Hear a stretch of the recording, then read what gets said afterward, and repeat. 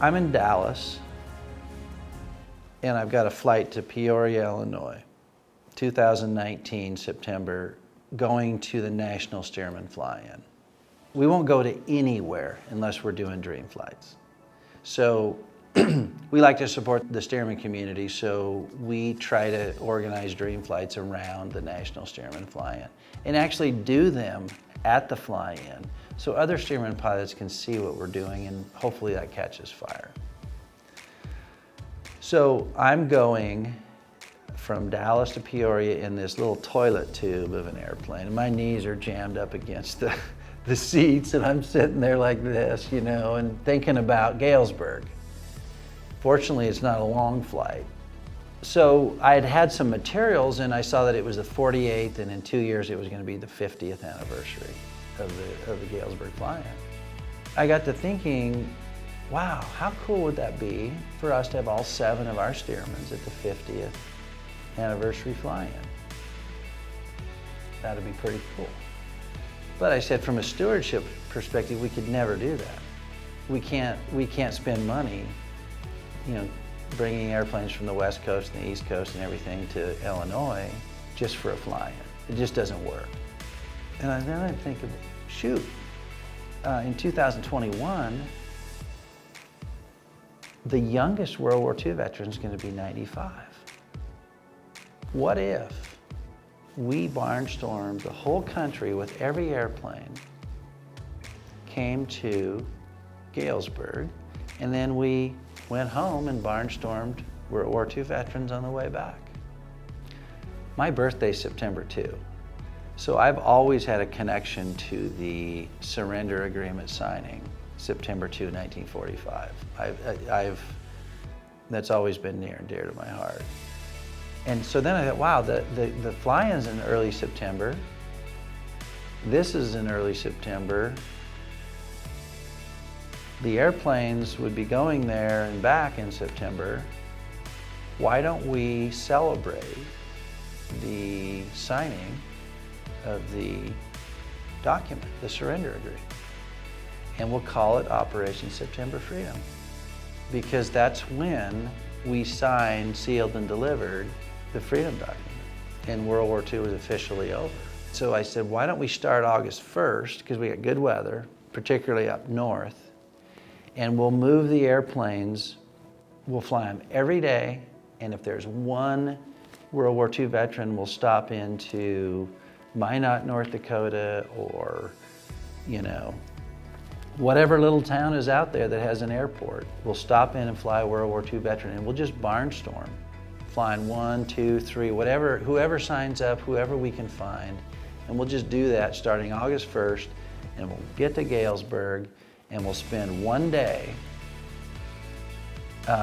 in a formation flight commemorating what they did with those airplanes in training during World War II to show people what they did. And then we'll spend one day at Galesburg and the surrounding areas. We'll send all 6 of our airplanes out and fly World War II veterans. And then the next day we'll leave and go back. And as we're going back to our winter homes, we will catch the people that we didn't get on the first half of the operation. So the genesis of that's exactly how that whole thing went down. I'm sitting in this little commuter airplane wishing I wasn't, but I'm on the way to do our mission, and that is the exact thought process that took place, and that's why we're here today. And so when I hatched it, of course, everybody thinks their idea is a good one. I was really proud of it in my own head. And so I started talking to certain people, our board, started talking to Marilyn, some of our volunteers, and I just didn't get any resistance. In fact, people wanted me to do it in 2020. And I said, look guys, we just don't have time. This is fall of 2019. We don't have enough time to plan and do everything we need to do to pull this off in 2020. And thankfully, we didn't do that. Wish I would have known that all that was going to happen, but we didn't do it, and we couldn't have done it. So we used that time to plan for 2021. and it really is working out very, very well. One of our key core principles, our first priority is safety, followed closely by fun. But as we're preparing for Operation September Freedom, we have to move 6 airplanes every day for 60 days.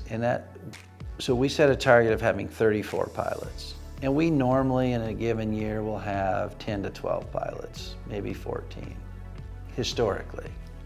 So we've got to bring a lot of people into the organization, and we have 2 issues in doing that.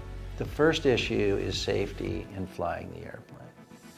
Safety is incredibly important to us because we have precious cargo, and they deserve to have a pilot who is trained both in the operation of the airplane safely, and the second priority we have is trained in how to give them a dream flight experience. Not a ride, they're not hopping rides, we're delivering a dream flight experience. So right now, in this phase of our training, we're training safety, we're training on the airplane. And so pilots come to the Dream Flights University in Castroville, Texas, just outside of San Antonio, to get their transition training to the Stearman. And every one of them is at a different place in their piloting experience and their piloting journey.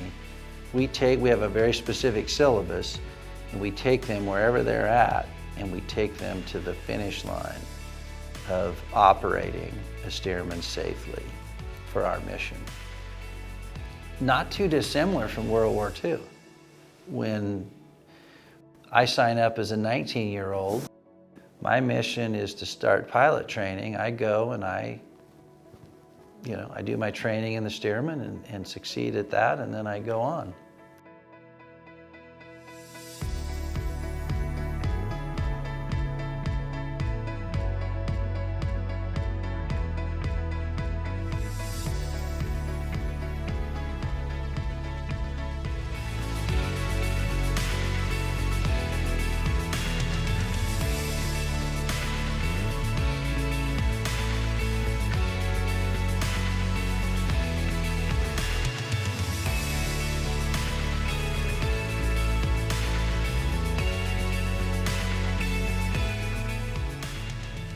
Thank you for watching this episode of the Dream Flights Journey.